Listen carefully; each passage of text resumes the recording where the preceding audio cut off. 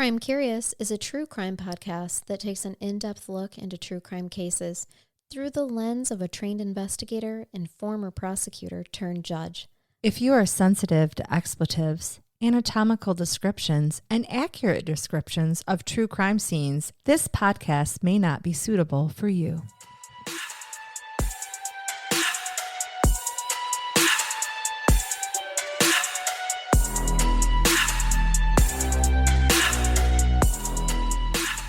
Welcome to Crime Curious. I'm Charnell. And I'm Megan.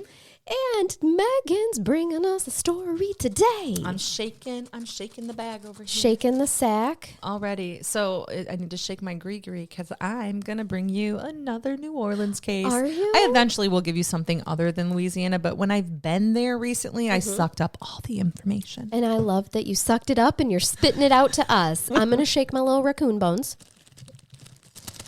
I can almost hear the raccoons. Somewhere I hear a male raccoon squealing right now. He's so sad about what's happening. Oh, yes. If you don't know what we're talking about, go back to other episodes because I can't explain it every time, but we're weird. No, we can't. We are. We're weird. Fucking weird. Yeah, and we have voodoo charms, which are known as gree-gree. Mm-hmm. And that brings me right into the murders of Theresa and Leonide Moity.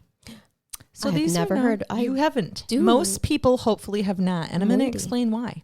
So these are lovingly referred to as the trunk murders. Jesus. Right. And you're going to hear why as well. But let me tell you what's going to be your favorite part about all of this. I'm bringing you a 1920s case. Yes. Take me back to the 20s. She likes some old timey. I do love the old timies. It's the roaring 20s. We're talking about flappers, women starting to become sexually liberated. And their hats are fabulous. There's some prohibition. Their breasts are voluptuous. Right. Prohibition, but nobody gives a fuck. There's speakeasies everywhere. People are finding the alcohol. And all of those things have a little something to do with the story today. Oh my God, I'm so excited. You've brought me a Christmas present. You're welcome. And I also am bringing you a little bit, like it's a mesh between Halloween and Christmas because there's some fun stuff here as well. I'm going to bring you a legend, a spooky as well. Okay. So when you think of New Orleans, your thoughts are immediately going to go to the French Quarter, Mardi Gras, and the 24-hour partying that is Bourbon Street. Sure. And while it's true that the French Quarter is known for that vibrant cultural scene, shall we say, it's important to consider the time frame within which these murders occurred. So it's the roaring 20s. Mm-hmm. The French Quarter is still a mostly working class district, and it had been most of the 19th century. So wealthy people had actually left the French Quarter and moved over to the Garden District and along Esplanade and St. Charles Avenues, which are beautiful. And if you drive down them, and we're talking, these are those big houses with the like 200-year-old angel oaks. Like these are beautiful. And the pillars out front. Yes, and all of that beautiful architecture. And then also they had moved further uptown as well. Well, warehouses and sugar refineries kept the working class down in the French Quarter and also added to the noise levels, but that's what kept it working class. Property values had decreased in the French Quarter, and close proximity to jobs kept the blue-collar feel to the quarter. People could walk to work. Yeah. Perfect. But crime had also increased dramatically, as that tends to do. And in this case, known as the trunk murders, which, by the way, goes down in history, in New Orleans history, as one of the most violent murders of the time. Oh, no shit. Of the 20s? Yes. But really? Strangely, it is not discussed much today, and it's kind of hard to find information on. Huh. Instead, folklore and legend abound. So on a crime tour of the city, I heard a legend told. And this is the legend of the sausage ghost of 1920s New Orleans. You fucking brought me a sausage ghost. I'm giving you I love you. Sausage ghost. And here's going to be a trigger alert, guys, because the whole thing's really a trigger alert. It's pretty grotesque. Okay. I'm hoping that the time frame and the way within which I shall tell it will make it a little less queasy. When you say sausage ghost and then trigger alert, guys, are you talking about male genitalia and they should hold their bits? I'm not, but if you feel inclined anytime I'm talking to touch your bits, I am not offended. Okay. We're good. So on this crime tour, there's a Louisiana folktale book called Gumbo Yaya. Do you want to buy it already? Of course I do. You just said Gumbo Yaya. Lyle Saxon's the author. Okay. And Gumbo Yaya in this book of tales talks about the sausage ghost legend. So the sausage ghost legend is about German immigrants. Their names are Mr. and Mrs. because women didn't have names then. Hans Mueller. Hans Mueller. I feel like I'm in Die Hard. Amazing. So in the mid-19th century, apparently, they opened a sausage factory on the ground floor at 725 Ursuline Street, which happens to be a few doors down from the murder I'm going to tell you about later. Okay. So some weird LinkedIn info there. The folklore Some weird says, sausage links there. Sausage links. God, I set you right up. The folklore says that Hans Mueller killed his wife and that to hide his crime, he made sausages out of her body. God, no. And served them to the unsuspecting public from his sausage shop. You fucking know Hans did that. He did. That is not a folklore. Listen.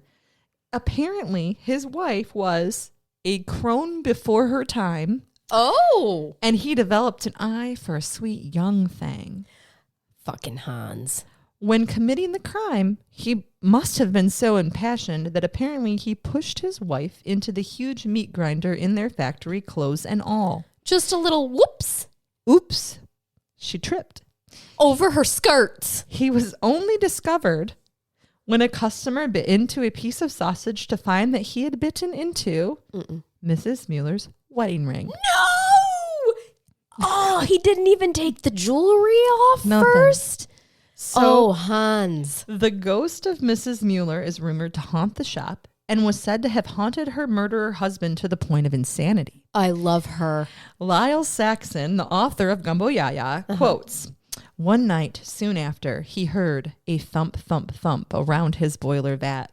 Then he saw the bloody ghost of his wife with her head crushed to a pulp coming toward him. Shrieking, he fled from the place. Hans was apparently carted off to an insane asylum to live out his days." Oh, wow. I just got to say, you push me into a sausage grinder. I'm coming for back a young to hottie. I am absolutely coming back to haunt your ass. At the worst case scenario, when you eat that sausage that contains me, you're going to be so fucking sick. Absolutely. Oh, I love that she haunted him to the point of insanity. Right. This I can get behind. Now, is she one of my ancestors? Tell me she is. She may be.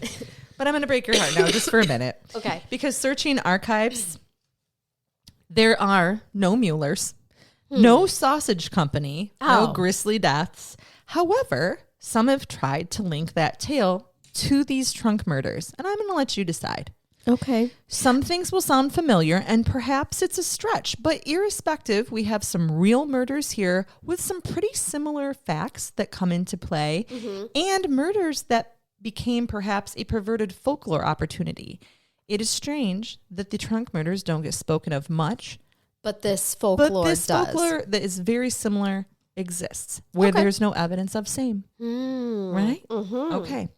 I'm picking up what you're putting down, baby. I just thought it was fun and something different. So here we're going to roll with it. You brought me Gumbo Yaya. By the way, sausage, Gumbo Yaya. Gumbo Yaya. From now on, when Matt says something that I just think is stupid, I'm just going to mumble Gumbo Yaya. Perfect. And just have him go, what? And I'm like, what? Let's terrorize him. In 1927, two families shared a small New Orleans residence located in the second floor rooms at 715 Ursulines Avenue.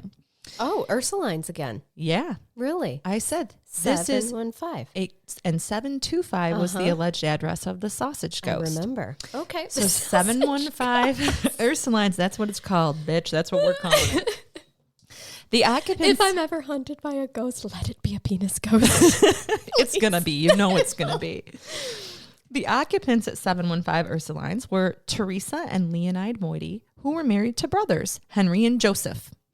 So we don't know their maiden names.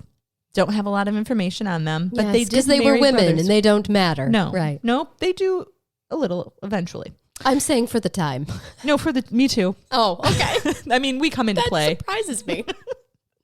We were recognized. They married brothers Henry and Joseph Moity.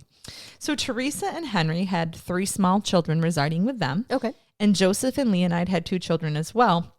So there's 9 of them crammed into these rooms.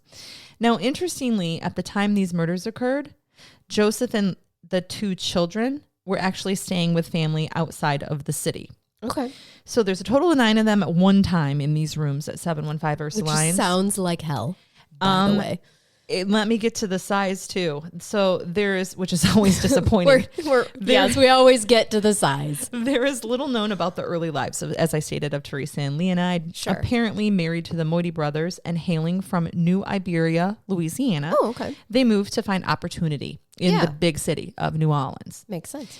The housing was described as tenement, squalid, and nearly without furniture and barely 1,000 square feet in size. Yeah, I can smell it. 9 people in 1,000 square feet. And if you have ever been in the French Quarter in the evening after people have been wandering, it doesn't smell lovely. No. People in general don't People smell don't smell lovely. Henry and Joseph mostly did odd jobs, doing their best to provide for their families, but often coming up short. I don't feel like they were career men. They were just out there trying to make a penny. Sure. At the end of the day, they were perpetually late on rent, never enough food in the home, and circumstances became dire. Okay. I've met these men before. Yes. All right. And one night, sick of living in the conditions they were in, Theresa Moity shows her husband Henry a $5 bill in one account. I'm going to go with the $5 for now. And told him that she could make more money than he ever could. Now, Henry took this as her engaging in woman of the night type work. Sure. Flirting with other men to gain their favor and their money and possibly more. Mm-hmm. And if that is true, she's not wrong. Right. And now, apparently, Theresa was nice to look at because Henry was a jealous man. Okay. And he was sick of seeing what he determined as suitors everywhere they went. Oh, God. Then get yourself an ugly wife, Henry. Right. Exactly. This is why you married down, Yes. Henry. If you don't want the attention. Well, he went into a rage, becoming crazy angry, but he told her he would forgive her if she would just be a good wife. Oh, God, I hate him already. Just be a good wife. Just be an Theresa. ugly good wife, Theresa. That's God right. damn it. Damn it, Theresa.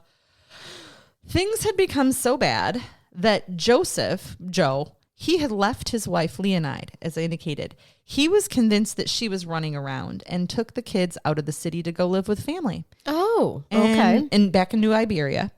Probably had nothing to do with the fact that his family would support him Well- and he wouldn't have the pressures of having to support his family. Well, apparently Joseph had come home and found Leonide, who he called Lonnie, in the embrace of another man. Oh, for money?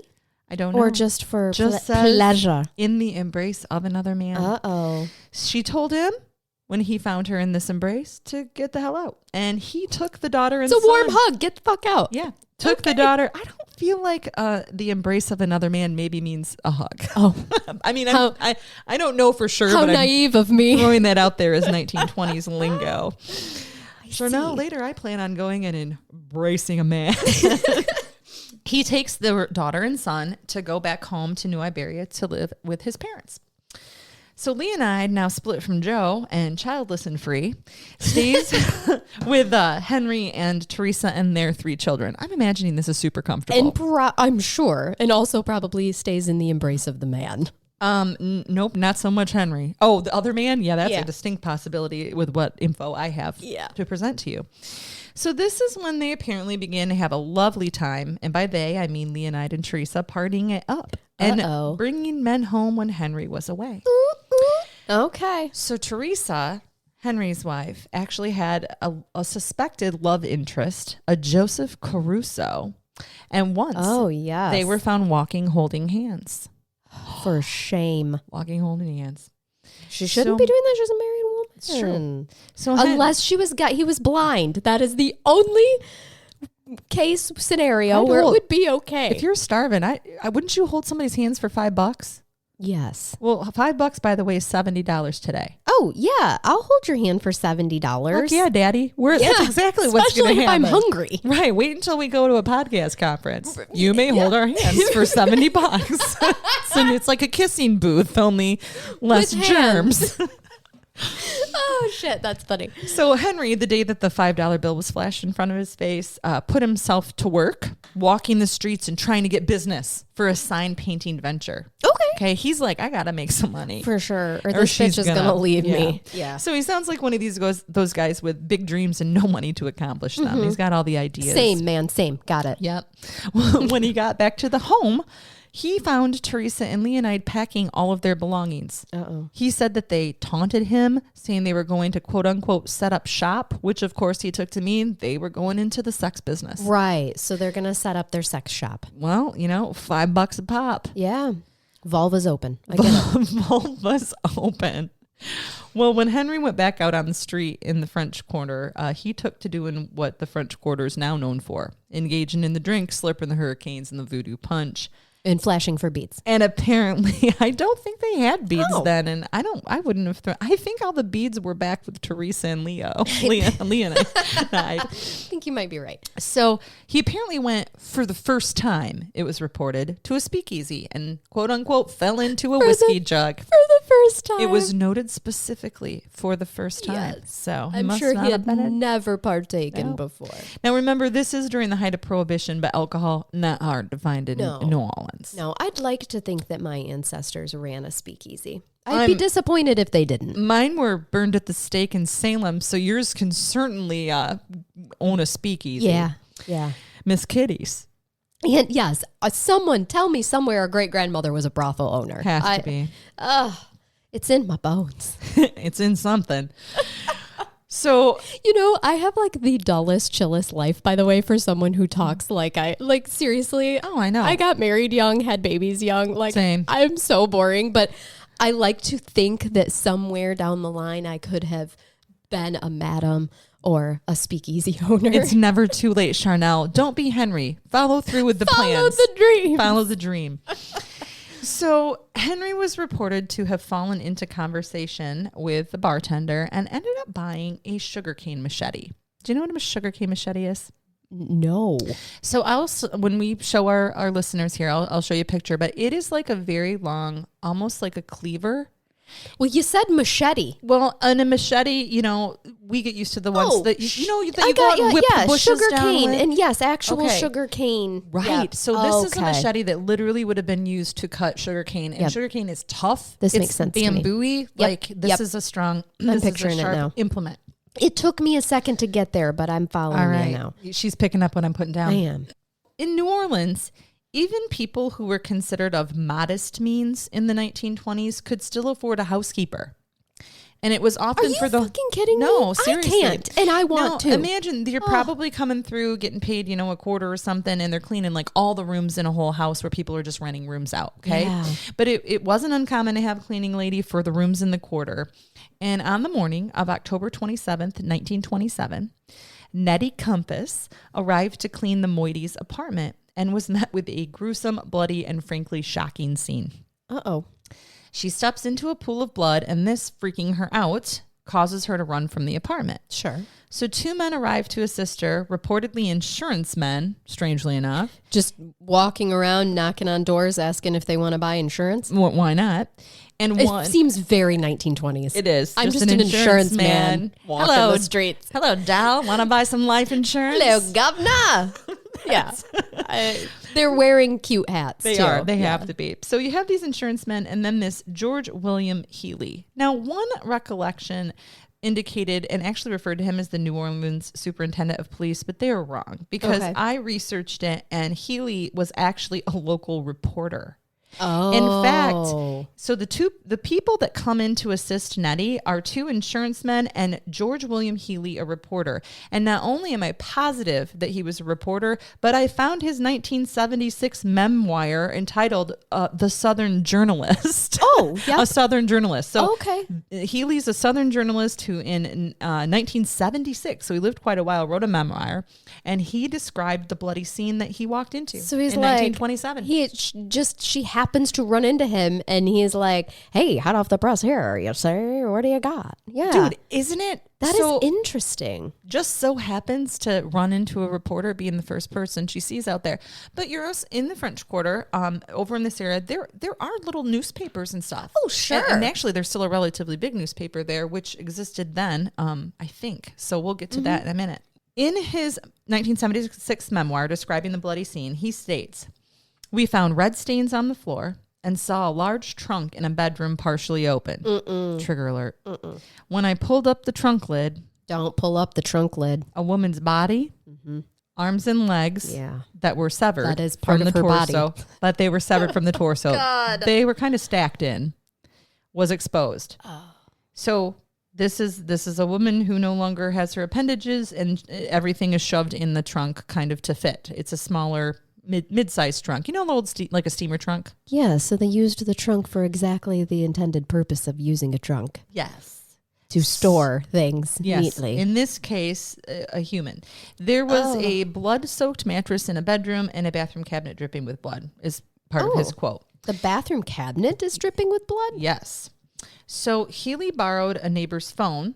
Apparently, you know, probably had a wall phone in the 1920s, right? The community line where you pick up and all your neighbors can listen. Right. And yes. Put me through to... He requested a second reporter. Shut up. Swear to God. Get my boss down here. Okay. And then, no, just a friend. And then he suggests maybe someone should call the coroner. Maybe, but news first. When the coroner and Healy's female colleague, the other reporter, Gwen, arrived. Of course, her name is Gwen. I love this. Gwen finds some other discoveries. And here's a quote. "Look," Gwen said, holding up objects. Lady fingers. No! And 4 fingers had been cut from a woman's hand. No! Is it okay that I like Gwen? Yes. After I want... You want to go and pick fingers up? The opportunity someday. Yeah. No, not really. But it is kind of funny. After placing the fingers back on the bed, Gwen moved to a second bedroom, found a second trunk, and Gwen opened it. No, didn't we learn from the first trunk?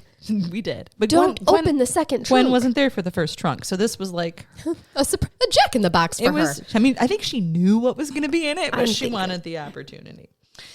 It contained a second woman's body. Imagine that. She states that there was a bloodied cane knife on top of the torso part of the butchered woman. A cane knife, you say? You just heard about that. Oh. Now, police actually did report things a little bit differently from what was quoted in this memoir, but nothing super significant. It's still disturbingly graphic and similar. They reported finding 2 smaller traveling trunks packed with the butchered remains of 2 young women. Mm-hmm. The clothing had been tossed from the trunks and was littering the living room floor. And this is also where they reportedly found the severed fingers. So they're saying they found it on the floor, not the bed. Okay. Well, again, kind of nuances. Insignificant. Yeah. These were the trunks that Leonide and Theresa had packed up the evening before to leave. And they ended up in their own trunks. So they were going to be leaving.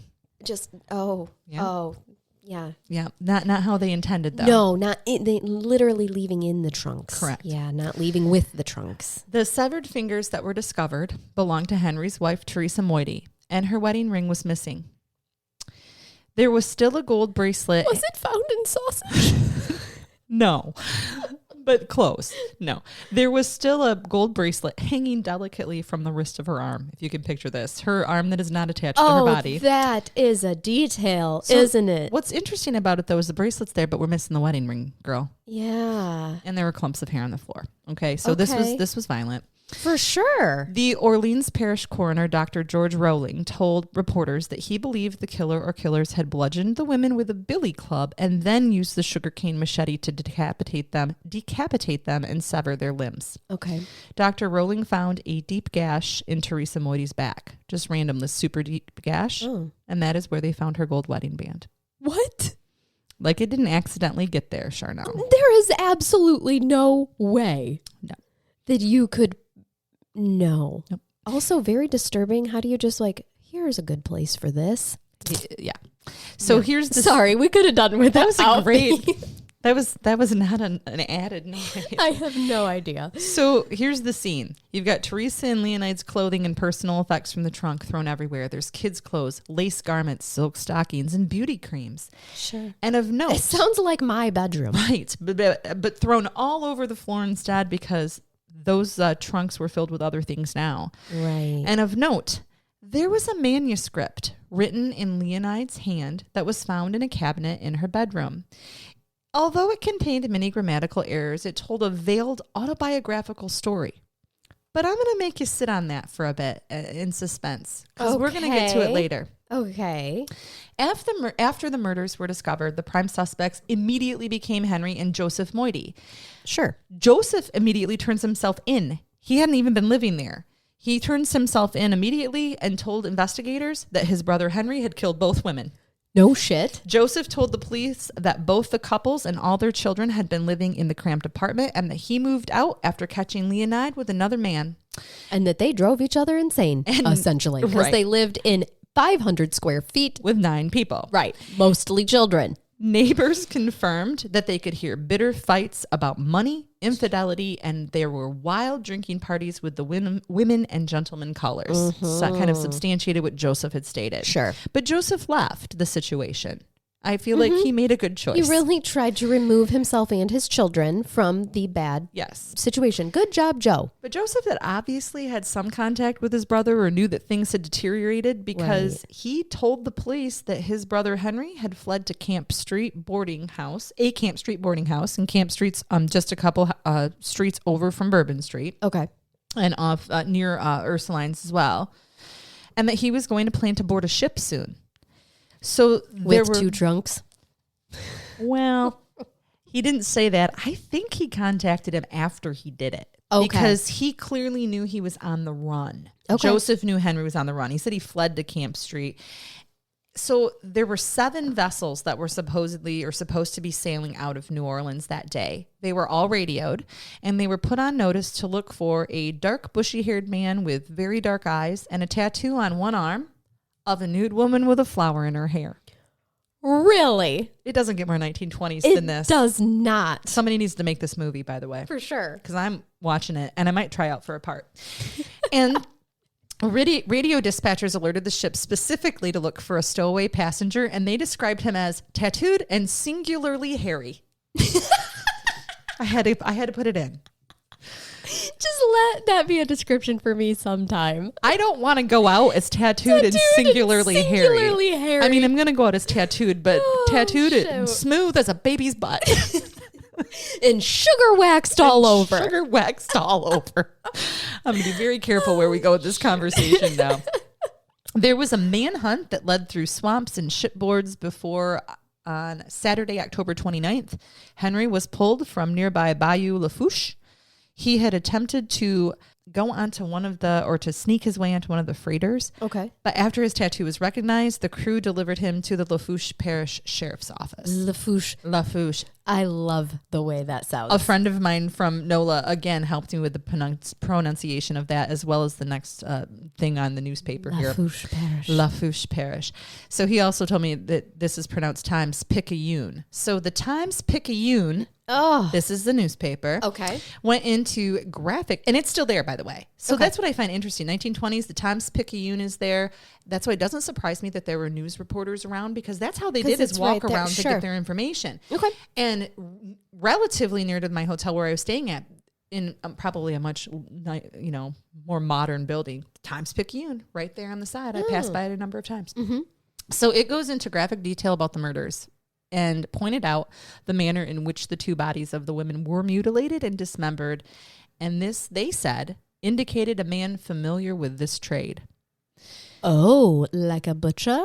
And Henry Moity was discovered to have worked briefly as a butcher's assistant at a sausage factory in New Iberia before coming to New Orleans. A sausage factory, you guys. It all circles around. Yeah, I told you I'm giving you all kinds of things to think about. It's just fun at this point. We're sorry that 2 women died, but absolutely in a very intriguing. Brutal way. I was going to ask you though about indication of having the wherewithal of knowing how to dismember, because that is a butcher's trade. Yes. That you do have to know how to do those things, get through the joints and whatnot. Otherwise, there is a very specific quote that I'm going to get to later that addresses that. Okay. So, Henry Moity apparently had worked as a butcher's assistant briefly at a sausage factory in New Iberia. Now, when Henry Moity was caught, he came up with some lame explanation that the murders must have been by this. So there was this redheaded Norwegian seafarer. Leave the redheads alone. It's always a redheaded Norse seaman, right, who forced him to assist him in this butchery. You shush. They murdered his wife and made him help. God dang it, I hate it when people make me help them. Yeah, butcher people. Again, if you're going to blame somebody, blame a ginger. Blame the redheaded Norseman. Right. Semen. Well, by Tuesday, November 1st, less than a week after the murders, Henry made a full confession and admitted there was no villain semen. Imagine that. There's Yeah. no villain. Oh, there's villain semen. Yeah, I'm met some. Been there. Right. Oh, college. Henry's confession and trial were a breeze. He detailed his motive, but was insistent that the alcohol was to blame. You gonna sing? Oh, blame it on on the alcohol. Yeah. You're welcome, everybody. He said, yeah, we ain't rappers. No. He said he had become enraged at the thought of Theresa having an affair with Joseph Caruso. Sure. This is the guy she was said to be holding hands with. And he's got a hell of a good name. Well, he also happened to be their landlord. Oh, fuck. Yeah. So there it is. Well, he wasn't paying the rent. They couldn't pay the rent. I think she was paying She the rent. was paying the rent. Yeah. Listen, There's a lot she of- is surviving. Charnell, you are going to hear a lot of blame placed on these women because of their behaviors. But remember that we can blame the women for stepping out and doing the naughty all you want. But they were surviving. Yeah. There's a difference. There wasn't food. Between survival and actual infidelity stepping out, Right. in my opinion. Although I don't necessarily disagree that they had decided they had found a lucrative business and were ready to be done too. Agreed. So, yes. Also seems take like that they for what were it's whooping worth. it up just Right. a little bit based on what other Well, people were especially saying. Leonide, right? She's like, my husband and My kids are husband and gone. kids left. It's appropriate for me. I've made appropriate arrangements and now I can party it up. I mean, She just gave the child neglect 101. absolutely. So Joseph Caruso here, who happens to be their landlord. By the way, in case you didn't know, a very large Sicilian population moved to New Orleans right around this time. And so Caruso, my guess, is probably a hot little Sicilian number. So Hot little Sicilian number. Henry makes a fantastic cannoli, man. Henry was pushed over the edge by these women and their flaunting ways and their apparent ability to leave. Like they were ready. They were packing trunks and were going to do it. The How audacity. dare they? The audacity. He kept talking about how neglectful she was with their children and about her infidelities. Sure. And then he began to blame Leonide for being a bad influence on his wife. Right. He confessed to the DA that Theresa and Caruso were pretty thick and spoke of them taking... Oh, Caruso was thick. Right. I was going to make a sausage reference and spoke of them taking friendly excursions on streetcars and stealing hugs and passing notes in the darker corners of 715 Ursulines brazenly and right under his nose. We just went from I murdered them for fucking to they were stealing hugs and taking train rides. Well, And he has described a romance. He has some strong feelings here we're going to get to too. It was not hard for prosecutors to prove that this murder was premeditated, and apparently Nettie Right. Compass, the housekeeper that discovered the victims, that stepped in the blood. Yeah. well, she had a lot of good information that we discover. So she testified that he told her the day before the murders he should take a pistol and shoot both of those bastards. Doesn't say who the bastards were, whether it was her, whether it was Caruso and somebody else, but had made this statement. And she's just minding her own business, cleaning houses, She's like, right? let me clean this shit. She also disclosed that later that evening, but before the murders, so before he apparently sees the trunks all passed up, there's a little bit weirdness with timeline because he's saying that he got home, the trunks are packed, and then he goes out drinking. She's saying that she saw Henry, Theresa, Leonide, and the children leave the apartment and that they were in good spirits, like maybe going to get dinner. Okay. She did also say, though, that Henry pulled her aside as they were leaving for dinner or wherever they were going and whispered to her not to be scared if Nettie and her family heard the children crying in the early morning.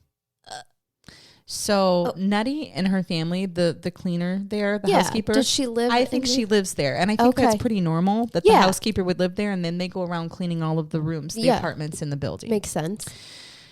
Oh, but just to preface, Yeah. if you hear the children crying, Don't pay worry. no mind. So here's something that bothers me. No one has ever said anywhere where the kids were when the bodies were found. And, Right. and I'm going to tell you right now, you're not getting an answer. So I make two assumptions. One is that they were there. They were there, Megan. But there's no way. Because the reporter, he wrote in his memoir all these things about the scene.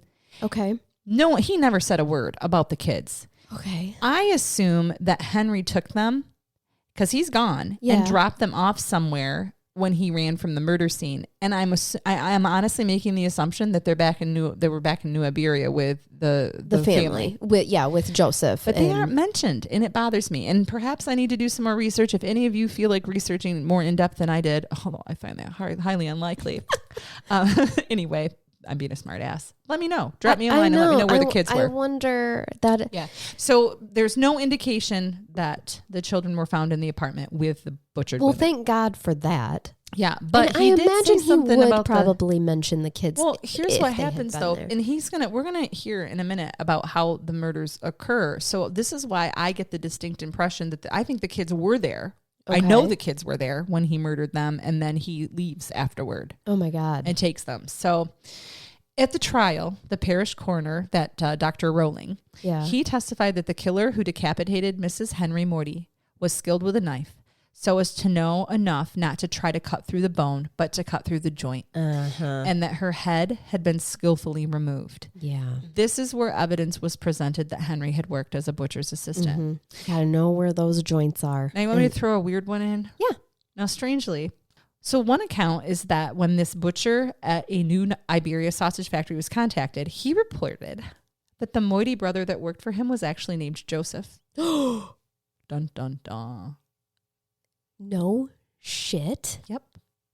But that was just one account. The other is that it was Henry.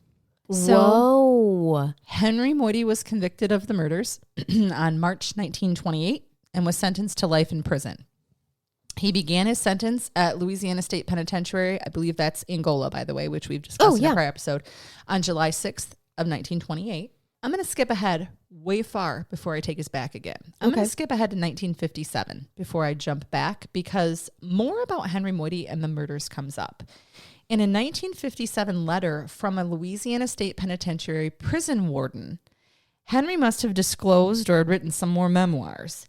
And he discloses that Theresa flaunted a $10 bill in Henry's face and bragged that she could make more in an hour as a prostitute than he could in a week. So she's not wrong. We're getting more detail here. Or Henry's angrier and is more impassioned, okay, so right? Now he is exaggerating more? Is that... Well, there's appeals that are filed, so we're going to get to him. Henry said that he returned home to find Theresa and Leonide packing their belongings in those 2 trunks. He said that he went on a bender and took the opportunity to purchase the murder weapon.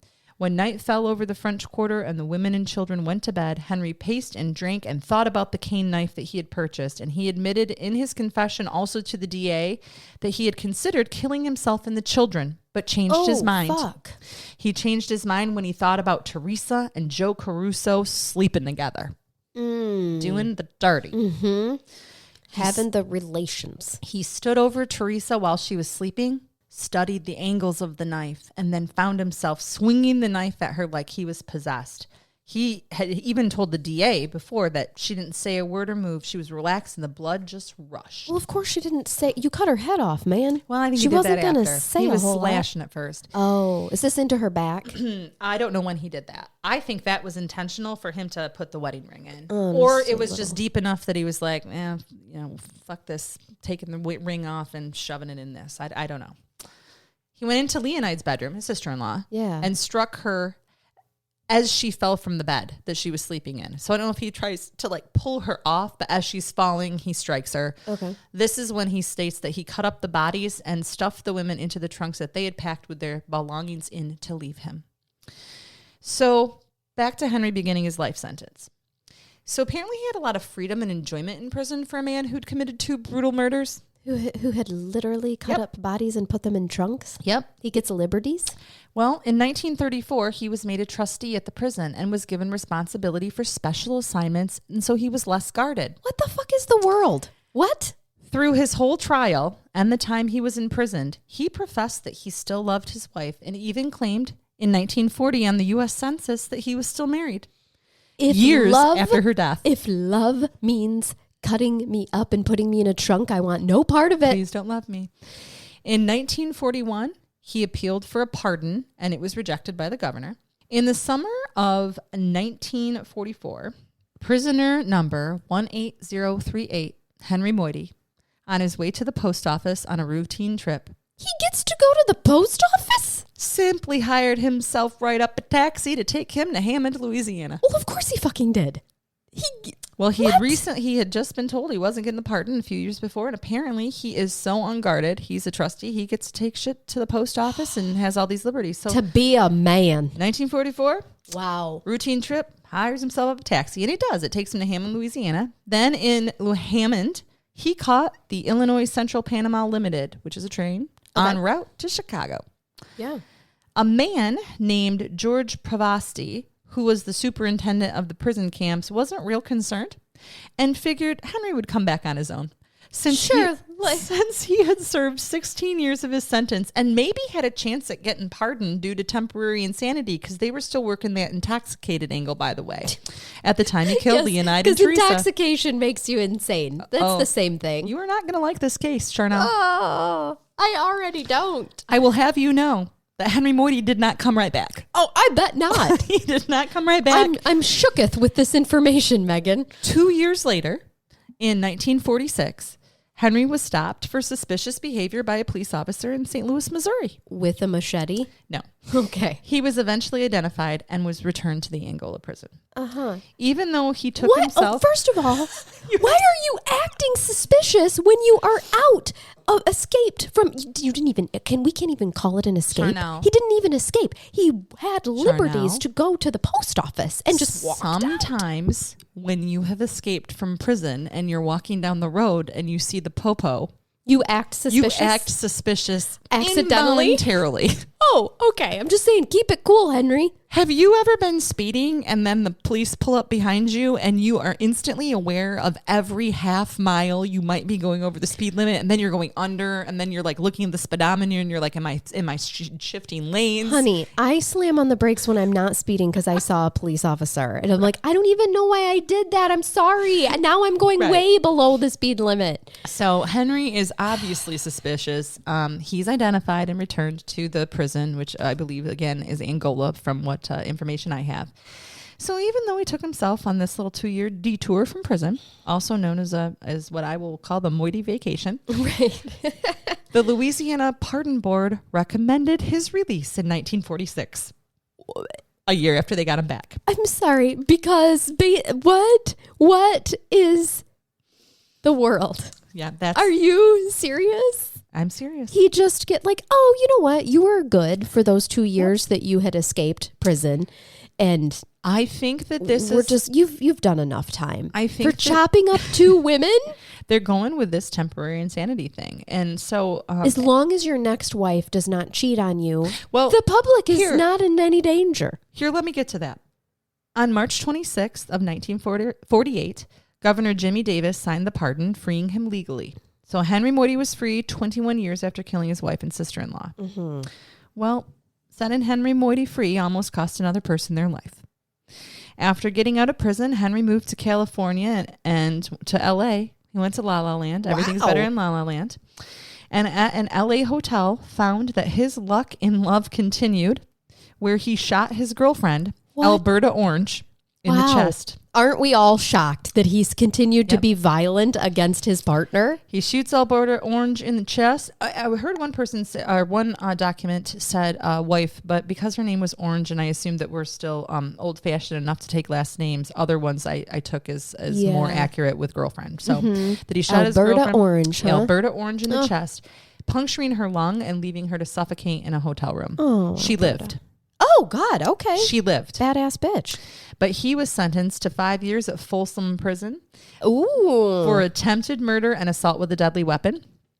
Okay. The California court that sentenced him was unaware that he had been previously... Of course, because they don't have systems that are talking to each other. They don't. And he was pardoned, too. So they were unaware that he was handed concurrent life sentences in a New Orleans court 2 decades earlier. Mm-hmm. Mm-hmm. That makes sense. I mean, given the time. Yep. Yeah. So don't worry, though, because in 1957, while serving his term at Folsom, Henry died of a stroke. Well, I'll be. God took him. It wasn't, nobody else. He or one of the, maybe he saw the spirit of one of the people Perhaps that he there was murdered, a ghost. And that caused the stroke. Well, word reached... It was a sausage ghost. It was a sausage ghost. Well, word reached Louisiana that Henry had died. And in 1959, when Jimmy Davis campaigned for his governor's seat, a reporter asked him why he paroled the man responsible for one of the most shocking murders, butchery, in the French Quarter. And he replied, "That's not on me. The parole board insisted, saying they never should have convicted him by reason of insanity." So there's our explanation. Oh my gosh. They really thought, well, you've got to think about it though. We don't have psychology back then. All right. This is the 20s. And you have to believe that someone who is capable of literally butchering their own wife and their sister-in-law to that gruesome degree Must have been crazy. Must have been insane. That's exactly what we hear often. Yeah, there's no other explanation. They had to have been acting insanely. Yep. Now, when you tour New Orleans and they tell you about some of their more famous criminals and murders, you strangely don't hear anything about these murders, the trunk murders, that in 1927 the Times-Picayune proclaimed to be the most brutal murder committed in New Orleans in crime history. But you do find stories where the legacy of Henry's trunk murders continues, in some closely related facts in the sausage ghost folklore, where a woman was murdered by her butcher husband and served to customers on Ursulines Ave until a gold wedding ring was served up to a customer. Mm-hmm. On November 2nd in 1927, so this was about a week after the murders, Henry Moity proclaimed from his prison cell to the Times-Picayune, "If I ever get my hands on that Joe Caruso, I'll chop him up into little pieces, not big pieces like my wife, but little pieces. My God, I'll make him look like something that's been run through a sausage mill." Oh, there it is, people. And I believe that's why we have the trunk murders at 715 Ursulines in French Quarter with some Cajun folklore having turned it into the sausage ghost. The sausage ghost that was fed to unsuspecting patrons who, by the way, when you read through that, say things like that the sausage was raved about, it tasted great, and people did find some things other than rings. I think they found some clothing too. Oh. But I have to hope y'all are in New Orleans enjoying some sausage. Right? Whatever you eat in New Orleans and they put in it, I don't even care. It's delicious. So it doesn't matter to me. Human particles in clothing. I'm sure I've eaten worse. Right.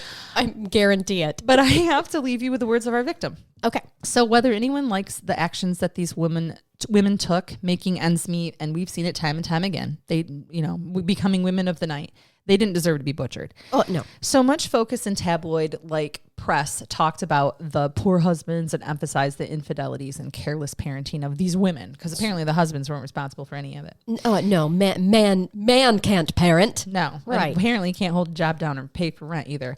But that manuscript of Leonide's that was found, it was believed to have been written as autobiographical and before she and her husband had left New Iberia for New Orleans.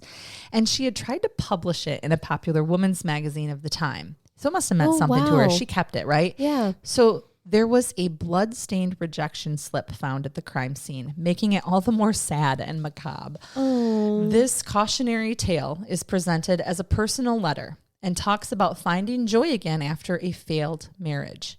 She concludes with an ominous and fitting warning. To your readers, young girls especially, please think ahead of you and do not make the mistake I've made, because it does not always turn out the right way. You can still be disappointed. Guess it was only my luck to be happy like this, so I warn others not to take the same risk. And the line she leaves us with that haunts her and Theresa's story is this: be careful, for marriage is a life sentence. Oh, shit. And that is the story of the infamous trunk murders of New Orleans, the murders of Theresa and Leonide Moity. And happy anniversary to anybody out there celebrating a lovely long marriage.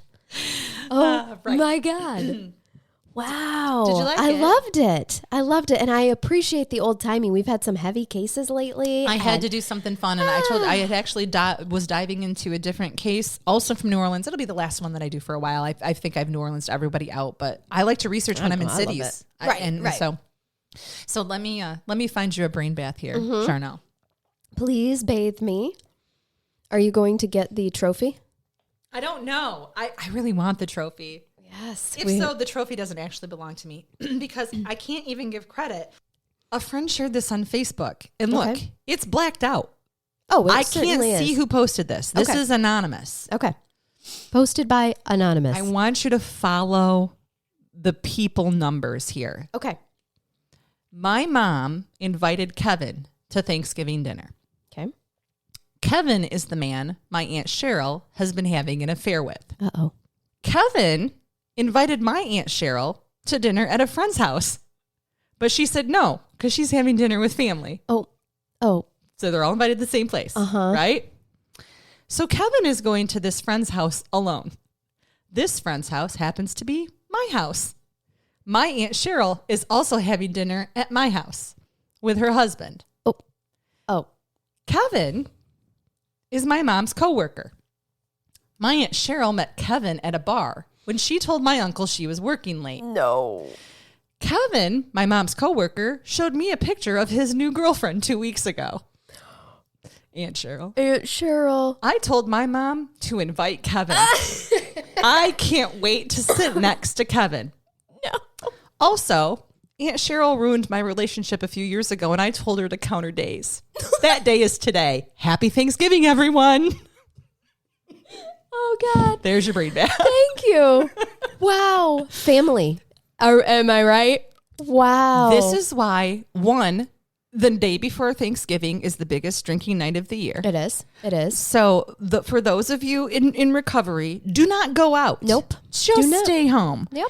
And for those of you that don't have diagnosed substance abuse issues, that is the reason people drink. That is absolutely the reason. And also, I am going to go there for Thanksgiving. Right. I want to see what happens. I would love to see what happens there. I bet we can guess what's going to happen. They could end up in your court the following Monday for arraignment. I can only hope that this was shared from a state far, far away. I hope so too. Oh, I'm so sorry for the coughing. Yeah, me too. Oh gosh. And don't be the reason why your family feels like they have to drink at Thanksgiving. Just as a PSA. Well, Yes, if it not, will. I hope your Thanksgiving didn't end any of you up in jail, that there were no domestic altercations and nobody drank and drove. Yeah, exactly. That's what we have to say. And enjoy your family. Don't cut anybody up and put them into trunks either. Also frowned upon. Try not to do that. Yeah, too, that guys. exceeds a domestic assault in a lot of ways. And it's really hard to apologize later. Do serve sausage though, and tell everybody about this episode. Yeah. While they're Right. enjoying their sausage. Yeah. That would be good. When you start to run out of the famous sausage and cranberry stuffing, it's getting low, and you know there's not going to be leftovers. You say, "Hey, Uncle Jack, did anybody ever tell you about the trunk murders in New Orleans? Let's talk about gumbo yaya and the sausage Strike ghost." up the conversation. Gumbo yaya. I can't wait to use that Here, on let me Matt. take that plate of sausage from you. Anybody find my ring in your sausage? Yeah, be careful of your fingers as well. Yeah. So, all right. Well, thank you so much. I always enjoy it when you bring me a case. It's such a nice reprieve for me and the people as well. They enjoy your cases too. So, well, we hope you guys have a good holiday. Happy Thanksgiving, people. Happy Thanksgiving. And we hope that you keep it curious. Follow us on social media. Send us your case suggestions. You can do it through our website, actually, crimecuriouspodcast.com or crimecurious@yahoo.com or on the socials. And interact with us. Be nice. If you would like to give us a nice review, we would super love that. We read all of them. It brightens our day. People want to correct things like my pronunciation and stuff. I have one word for you: Google. And here's why. Although I had a lot of help pronouncing these names, I still may have not got the total enunciation done. Right. Look up on Google, YouTube for New Orleans street names, because most of them are named after things like Greek muses and stuff, and they totally mispronounced all of them to begin with. So even Google Translate doesn't help us because it's No. wrong too. No. Like, So I I did put get my some name into expert- Google Translate. It wasn't right. Tell me what it said. It called me Charnell. Charnell. Hi, Yep. Charnell. Charnell. I bet it would get mine right. Mine's pretty easy. Yeah, so it's just like we try our best. Anyway, but, like, I had some expert advice, but if I said something in the wrong dialect, or if you're offended by the way I said something, I don't care, and have a happy fucking holiday. absolutely. Bye-bye. Bye-bye.